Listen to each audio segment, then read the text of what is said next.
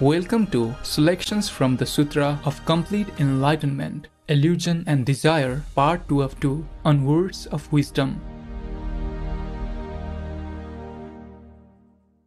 Buddha or Gautama Buddha, also known as Shakyamuni Buddha, was a great extraordinary spiritual master from ancient India. Born as Prince Siddhartha Gautama in the 5th century BC, he would have naturally inherited the vast wealth of a kingdom. However, the prince left the palace life in search of spiritual knowledge. After years of contemplative seeking, the Buddha attained great enlightenment under the Bodhi tree. He then shared the merits of his practice by providing a method for other sentient beings to be freed from the cycle of death and rebirth. The rich treasury of Buddha's spiritual doctrine on universal truths is studied and revered to this day for its deep wisdom and compassion. The Sutra of Complete Enlightenment, or Yonjoi Ching, is a Buddhist scripture most likely composed in China during the start of the 8th century, with its origin deemed to be from the Chan and Huayan field of study and practice. It is a very popular and influential sutra within the meditation-oriented Buddhist schools of East Asia like Chinese Chan, Korean Seon, and Japanese Zen. A key factor for its popularity is its condensed format that focuses on the most important theoretical issues of the nature of enlightenment. There are 12 chapters and a short convocation in the Sutra of Complete Enlightenment. The convocation section sets out the scene of the sermon and the involvement of key participants. In a deep state of meditative concentration or samadhi, Buddha and 100,000 great bodhisattvas, with 12 eminent bodhisattvas acting as spokespersons, engage in dialogue with the Buddha on doctrine, practice, and enlightenment. Let us continue with selections from chapters 4 and 5 from the Sutra of Complete Enlightenment, where Lord Buddha expounds on the illusionary nature of this world and the method for getting out of the cycle of birth and death. Chapter 4, Vajragarva Bodhisattva. Buddha, if all beings are Buddhas originally, then why is there ignorance? Good man, intentional thoughts arise from the action of our mind. They are the conditions of 6 objects that 6 sense organs perceive, and illusory thoughts, not the real nature of mind, and they are like flowers in empty space. To think by these thoughts and distinguish the state of Buddhas is like that of empty flowers causing illusory fruits. These thoughts make you continuously and repeatedly think falsely, and there is nothing correct. Good man, there are many tricky views in our illusory wafted mind. They cannot make people achieve complete enlightenment expediently. To distinguish things like that will not make correct questions.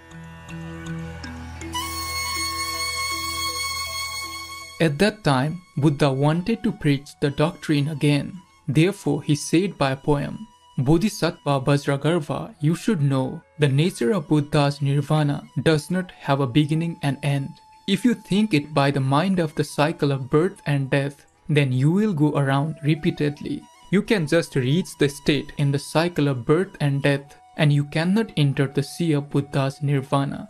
It is like that when people refine gold minerals. The gold exists not according to refinement. Although the gold minerals originally are gold, they still need to be refined to become gold. And after they become real gold, they will not return to be minerals. Birth and death and nirvana, common people and Buddha are all like empty flowers. Even thoughts are illusory, not to mention other false things. If you can completely realize the mind, then you can seek the complete enlightenment. Chapter 5, Maitreya Bodhisattva. Then in the multitude, Bodhisattva Maitreya stood up from the seat, worshipped Buddha's feet with his head, went around Buddha clockwise 3 times, knelt down, put his palms together, and said to Buddha, Merciful Buddha, you showed the secret treasure to Bodhisattvas and made the multitude deeply enlightened to the cycle of birth and death, and realize what are right ways or wrong ways. You gave the beings in the era that Buddhism is going to be extinguished fearless eyes to observe doctrines, made these beings be confident that they can attain nirvana absolutely, and made these beings not be repeatedly born and die in the cycle of birth and death, and not to give rise to repeated wrong views. Buddha, if there are bodhisattvas and the beings in the era that Buddhism is going to be extinguished, who want to travel Buddha's great sea of nirvana, then what should they do to cut off the source of the cycle of birth and death? How many categories of beings are there in the cycle of birth and death? How many kinds of differences are there in practicing Buddha's enlightenment? If a bodhisattva returns to the cycle of birth and death, what expedient ways should he preach to make the beings get relief? I wish Buddha not to give up the great compassion of rescuing beings. Make the wisdom eyes of all practicing bodhisattvas and the beings in the era that Buddhism is going to be extinguished be clear. Make the mirror of their mind shine, and make these people be completely enlightened to Buddha's highest view. After Bodhisattva Maitreya said that he worshipped Buddha with his head and 4 extremities touching the ground, he requested 3 times repeatedly from the beginning to the end. At that time, Buddha said to Bodhisattva Maitreya, very good, good man. For bodhisattvas and the beings in the era that Buddhism is going to be extinguished, you ask Buddha the profound, secret, subtle, and wonderful doctrine to make the bodhisattvas clear their wisdom eyes, make the beings in the era that Buddhism is going to be extinguished cut off the cycle of birth and death forever, and make their mind be enlightened to the reality and attain the forbearance of non-existence.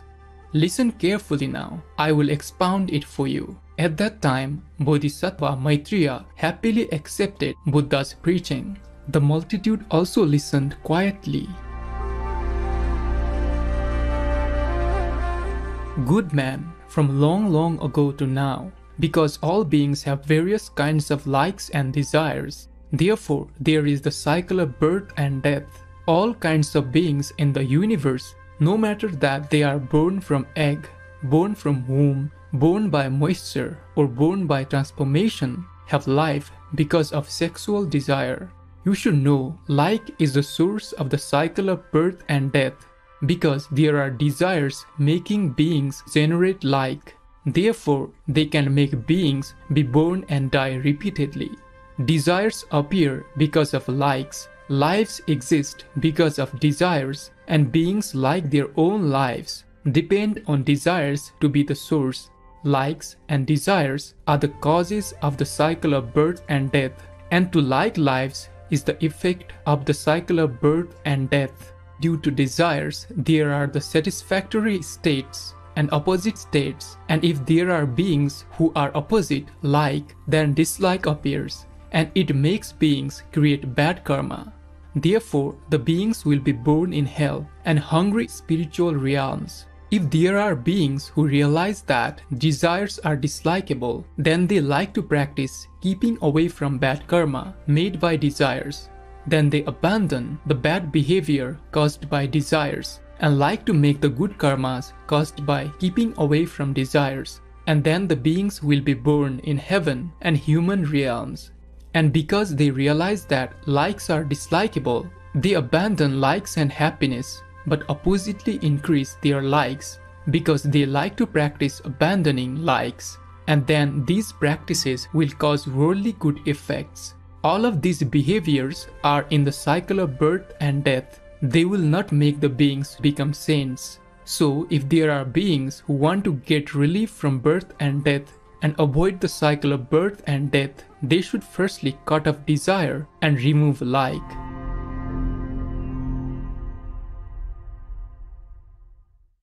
I didn't take to running because I wanted to run. I wanted to promote veganism and the benefits of a plant-based diet. Fiona Oakes, vegan. Splendid viewers, it was a delight to have your company today for Words of Wisdom.